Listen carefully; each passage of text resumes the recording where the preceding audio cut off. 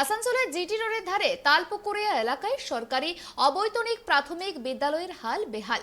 স্কুলটি 1927 সালে স্থাপিত হয়েছিল। তখন স্কুলে ছাত্রছাত্রীদের সংখ্যা ছিল প্রায় 350, কিন্তু আজ দেখলে অবাক হতে হয়। কখনো 3 জন, কখনো 5 জন ছাত্রছাত্রীকে নিয়ে স্কুল চালাচ্ছেন 2 শিক্ষক। অভিভাবকরা ওই স্কুলে পাঠাতে চান না ছাত্রছাত্রীদের, কিন্তু কেন এমনটা দেখুন। এই স্কুলে বাজে না ঘন্টা, নেই খেলার মাঠ, এক কামরার হল ঘরে কয়েকটা বেঞ্চ, একটি টেবিল, ব্ল্যাকবোর্ডও দীর্ঘদিন না ব্যবহারে লেখার অযোগ্য। তবুও চলছে স্কুল। ভাঙা জানালা দিয়ে শীত কিংবা বৃষ্টির দাপট আসে। কোনো এককালে বিদ্যুৎ ছিল, আজ তাও উধাও। মিড ডে মিল খেতে যেতে হয় অন্য স্কুলে। খাতায় কলমে 11 জন ছাত্রছাত্রী, উপস্থিতির হার কোনোদিন 5, কোনোদিন 3। একজন শিক্ষক ও একজন শিক্ষিকা তবুও আসানসোলে চালিয়ে যাচ্ছেন সরকারি অবৈতনিক প্রাথমিক বিদ্যালয়। আসানসোলের বহু প্রাচীন স্কুলগুলির মধ্যে আসানসোল দক্ষিণ থানার অন্তর্গত তালপুকুরিয়া মোড় এলাকায় অবস্থিত হিন্দি প্রাইমারি স্কুলে বর্তমানে ছাত্রছাত্রীর সংখ্যা মাত্র 11 জন। 1927 সাল থেকে শুরু হওয়া হিন্দি মাধ্যম এই স্কুলে একসময় প্রচুর ছাত্রছাত্রী পঠন পাঠন করতেন। সরকারি এই হিন্দিভাষী বিদ্যালয়ে ক্লাস 1 থেকে 5 পর্যন্ত পড়ানো হয়ে থাকে। বর্তমানে এই স্কুলে ছাত্রছাত্রীর সংখ্যা মাত্র 11 জন। রয়েছেন একজন শিক্ষক ও একজন শিক্ষিকা। তবে হাতে গোনা এই পড়ুয়াদের মধ্যে প্রত্যেক দিন 11 জনের উপস্থিতিও থাকে না কোনোদিন। এমনটাই জানাচ্ছেন স্কুলের শিক্ষকরা। স্কুলটিতে নতুন করে পড়ুয়া ভর্তি করার জন্য বাড়ি বাড়ি গিয়ে বিভিন্ন সময় ক্যাম্পেনিং করা হয়ে থাকে বলেই জানানো হয়েছে স্কুলের পক্ষ থেকে। বহু প্রাচীন এই স্কুলে একসময় ছাত্রছাত্রীতে গমগম করত পরিবেশ। ছাত্রছাত্রীদের নিয়ে পঠন পাঠনে ব্যস্ত থাকতেন স্কুলের শিক্ষক ও শিক্ষাকর্মীরা। সময়ের কালে পড়ুয়াদের সংখ্যা কমতে কমতে বর্তমানে 11 জনে এসে ঠেকেছে। তবে এই স্কুলটি পুনরায় তার গরিমা ফিরে পাক এই প্রচেষ্টাই চালিয়ে যাচ্ছেন বলে জানান স্কুলের শিক্ষক ইনচার্জ মঞ্জু কুমারী দেবী। আমার স্কুলে এখন আপাতত 11 জন স্টুডেন্ট। 11 চলছে। হ্যাঁ, তো মাস্টার কজন আছে? মাস্টার আমরা 2 জন। 2 জন চালাচ্ছে। বহুদিন পুরনো স্কুল। হ্যাঁ, 1927। এখানে তো অনেক স্টুডেন্ট ছিল। অনেক স্টুডেন্ট ছিল, আস্তে আস্তে সবাই বেরিয়েও গেল। পড়াশোনা কমপ্লিট করে আস্তে আস্তে কমে যাচ্ছে, যেহেতু আমাদের আশেপাশে হিন্দি ভাষাভাষী স্কুল তো 2-3টে আছে। এটা সরকার থেকে তো সরকারি স্কুল। হ্যাঁ, এটা সরকারি স্কুল। আসানসোলের সব থেকে পুরনো স্কুল। হিন্দি সরকারি স্কুল। হ্যাঁ, হিন্দি আর সরকারি স্কুল। সরকারি স্কুল। কিন্তু আপনি কি বলবেন, স্টুডেন্ট বাড়ার জন্য অনুমতি বা স্কুলটাকে একসঙ্গে কোনো বড় জায়গায় কনভার্ট করা? না, আমি তো চাইবো স্কুলটা আমাদের এখানেই থাকুক, কিন্তু আমরা চেষ্টা করছি, ক্যাম্পেনিংও করছি যাতে আরও স্টুডেন্ট বাড়ুক। এডমিশন হবে, কয়েকজন বলেও গেছে কি আমরা নিয়ে আসবো বাচ্চা লোক লে আকে ভর্তি করবা দেंगे, আসা বলে ওরা এইসব। তো ঠিক আছে, এখন তো যেরকম আজকে 8 জন এসছে, কোনো দিন 2 জন, কোনো দিন 3 জন, এরকম হয়।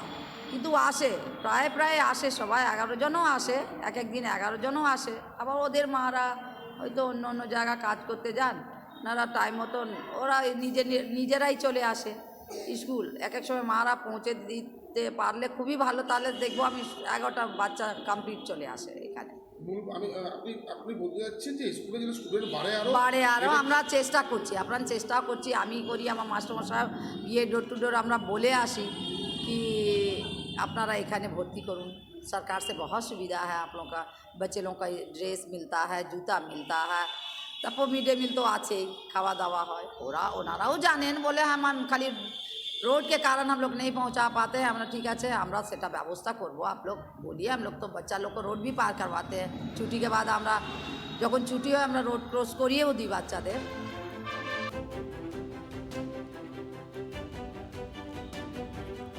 দিনের পর দিন ছাত্রছাত্রীর সংখ্যা কমতে কমতে একেবারে তলানিতে ঠেকে যাওয়া এই স্কুলে মিড ডে মিল বন্ধ হয়ে যায়।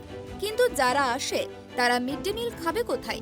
সেই কারণেই স্কুল পরিদর্শক ঠিক করে দিয়েছেন পাশের স্কুলে গিয়ে মিড ডে মিল খাওয়ানোর ব্যবস্থা করতে হবে। সেই মোতাবেক দুর্গা বিদ্যালয়ের শিক্ষক এবং শিক্ষিকা প্রত্যেক দিন ছাত্রছাত্রীদের সাবধানে জিটি রোড পার করে উল্টো প্রান্তে নিয়ে যান মিড ডে মিল খাওয়াতে। যেভাবে রাস্তায় বড় গাড়ি চলাচল করছে তার মাঝখান দিয়ে রাস্তা পারাপার করা সত্যিই ঝুঁকিপূর্ণ, কিন্তু শিক্ষক শিক্ষিকারা জানান কোনো উপায় নেই। আমরা তো চেষ্টা করছি, আগে স্টুডেন্ট ছিল হ্যাঁ, কিন্তু এই পাশে জিটি রোড ধারে ওর পার থেকে এই পার বাচ্চারা আসতে চায় না। গার্জেনরা এই জিটি রোড এত ভিড় আছে, এত অ্যাক্সিডেন্ট, তাই জন্য বাচ্চা আসতে চাইছে না। এই থেকে আগে ছিল আউট হাউস, রেলওয়ে কলোনি থেকে আউট হাউস হেঁটে যাওয়ার পর আর বাচ্চা কম হয়েছে। আমরা প্রত্যেক চেষ্টা করছি, আমি আমার হেডমিস আমরা যাই বাড়ি বাড়ি ক্যাম্পেনিং করতে, ঠিক আছে। আর অনেক গার্জেনরা চাইছে কি এমনি স্কুলে ভর্তি করাবো যার মধ্যে 12 পর্যন্ত আছে, হাই স্কুল মানে প্রাইমারি যার মধ্যে হাই স্কুল আছে। কত পর্যন্ত আছে? এটা আমার ক্লাস 5 পর্যন্ত আছে। স্কুল পুরনো আছে, কিন্তু অনেক গার্জেন এবার দেখুন আমার এই পাশে একদম কাছাকাছি আছে চওয়াল স্কুল, হাই স্কুল আছে 12 পর্যন্ত। গার্জেনরা চাইছে কি আমি ক্লাস 1-এ ভর্তি করে দিই আর ক্লাস 12 পর্যন্ত নিশ্চিত থাকি। এই একদম পাশে 2-3টা হাই স্কুল আছে আমার, এটা ওইদিকে গুজরাটি জেলা আছে, তার জন্য একটু স্টুডেন্ট কম হচ্ছে। আমরা তো কোশিশ করছি 8টা 10টা 8টা 9টা 4টা স্কুল থাকে, স্টুডেন্ট থাকে। দুর্গা বিদ্যালয়ের শিক্ষক শিক্ষিকাদের মতে যদি পঠন পাঠনের মান বাড়াতে পরিকাঠামো বাড়ানো যায় তবে আরও আকর্ষণীয় করা যায় স্কুলটিকে। তাদের মতে তাহলে হয়তো ছাত্রছাত্রীদের সংখ্যা বাড়তে পারে। এই এক কামরা স্কুলে অনেকেই আসতে চান না, তবে একান্ত যদি না হয় তাহলে স্কুলটিকে অন্য স্কুলের সঙ্গে মিলিয়ে দেয়া হোক বলেও দাবি শিক্ষকদের। তাতে এই ছাত্রছাত্রীরাও স্কুলের পরিবেশ ফিরে পাবে এবং তাদের পড়াশোনাও ভালোভাবে হবে। বিষয়টি নিয়ে জেলা স্কুলের পরিদর্শক দেবব্রত পালের কাছে যাওয়া হলে তিনি জানান ওই বিদ্যালয়ে যাওয়া হয়েছে, বৈঠক হয়েছে, ছাত্রছাত্রীদের সংখ্যা বাড়ানোর চেষ্টা করা হচ্ছে। তবে সত্যিই কবে স্কুল ভালোভাবে ভরে উঠবে, স্কুলটিকে বাঁচানো যাবে, সেটা এখন দেখার। আসানসোল থেকে আকাশ খানের রিপোর্ট, ট্রাইব টিভি।